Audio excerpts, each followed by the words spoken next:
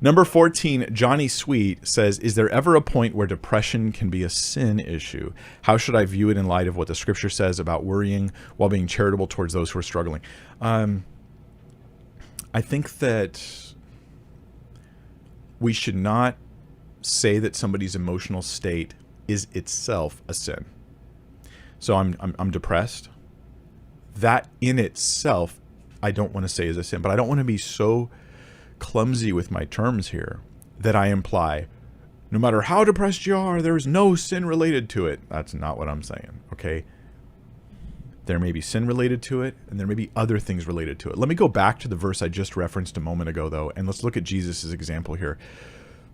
So he goes to the Garden of Gethsemane. It says he takes with him Peter, James, and John, and then he began to be what? Greatly distressed and troubled. Now, he is not just bothered. The terms used here are so intense. He's greatly distressed and troubled, and he said to them, my soul is very sorrowful, even to death. Remain here and watch. My soul's sorrowful to death. Now, some Christians would go to Jesus in the garden and be like, cheer up. You're gonna be fine. That's just have the joy of the Lord. Well, that isn't really the biblical perspective. The biblical perspective of joy is not that you're always currently experiencing it. It's sometimes something that you're going to experience in the future that helps you while you're going through hard times in the present and not experiencing the joy. Right? This is supported in other places. Let me take you to a text. Hebrews 12:2, which says that we should look to Jesus.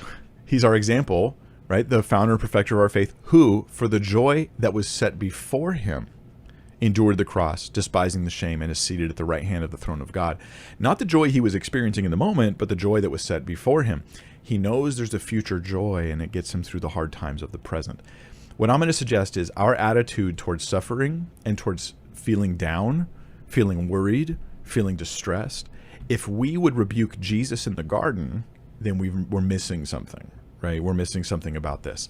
I actually have a video on this where I talk about how to deal with depression. If you just type in, go to BibleThinker.org and type the word depression, it should pop up pretty easily there, along with other stuff. We have our search feature on BibleThinker.org. We spent many volunteer hours have gone into that to make all the content searchable. You can even find specific moments in videos where I talk about specific issues, hoping that it may help you and assist you, and it's all free. So that being said, Johnny Sweet, is there ever a point when depression can be a sin issue? Yes, there is a point when it can be a sin issue, but how do I know when that is?